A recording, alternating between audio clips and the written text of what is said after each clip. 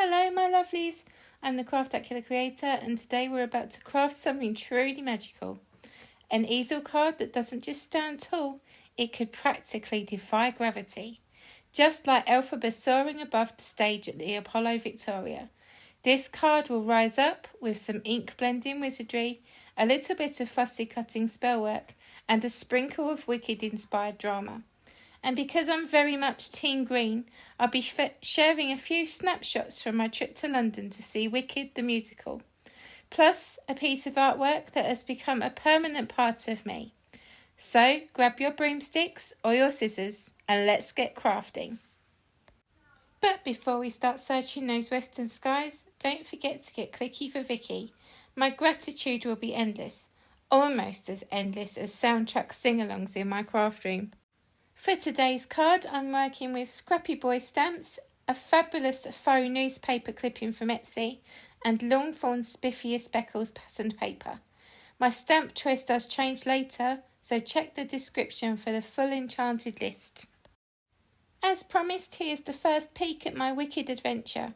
This is the Apollo Victoria Theatre in London, where all the emerald magic happens. It even has my name on it. No, my name isn't Apollo. Officially, it's Victoria, but I only get called that when I'm in a bit of trouble. The sign just feels like it was made for me. Here's a photo of yours truly, showing off the artwork I mentioned earlier. I'll give you a closer look soon. And finally, this shot is inside the theatre. It's not mine, but look at that gorgeous green glow. If there ever was a place that felt like the Emerald City, this is it. Back to our easel card, the star of today's show. I've cut an 11-inch strip of Lawnfawn Spiffier Speckles patterned paper. I score it at 5.5 and 2.75. Then I fold it and reinforce the score lines so it can rise dramatically, just like Elphaba herself. To add more greenification, because we are firmly team green here, I pop some post-it tape over the centre score line and blend in Distress Oxide in Lucky Clover using my Picket Fence Studios ink pouncer.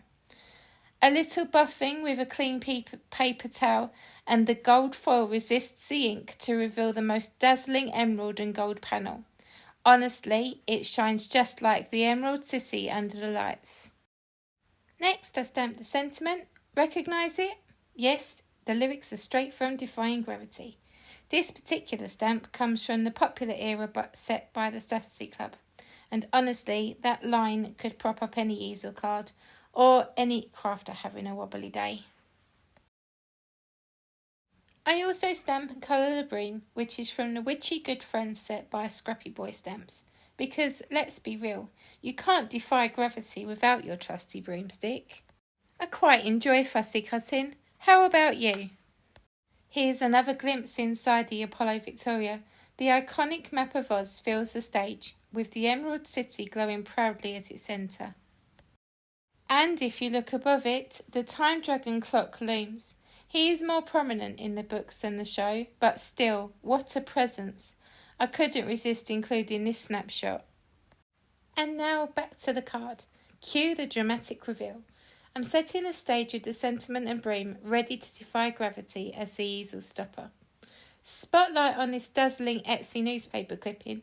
It masquerades as a vintage Broadway review, but look closer. Those are Defying Gravity lyrics woven right into the text. Wickedly brilliant.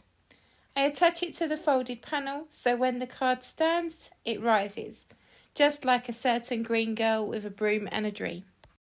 Of course, photography during the show is forbidden, no sneaky witches allowed, but at the very end, during the bows, I managed to capture some lovely shots of the cast. The joy on their faces really says it all, another memory to treasure. Now I attach foam pads to the sentiment and broom, positioning them on the ink blended panel to hold the easel in place. But in true Elphaba fashion, my easel has its own flying lesson. It wouldn't stay put, so I had to reinforce those score lines, and just like that, it became a well-behaved easel, standing tall and proud. Time to share a different piece of artwork, one that isn't paper-based. If you've watched my whip videos before, you know I'm partial to the odd phantom tattoo. You may have spotted my Wonderland tattoos.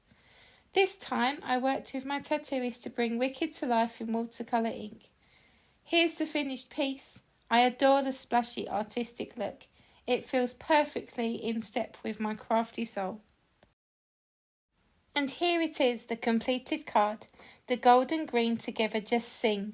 Honestly, I think even Glinda would approve, though she'd probably want to add a little bit more glitter and a little touch of pink.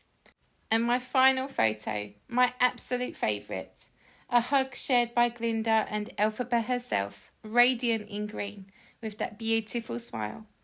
If there was ever proof I'm Team Green forever, this is it. This card was inspired by episode 276 of Craft Roulette.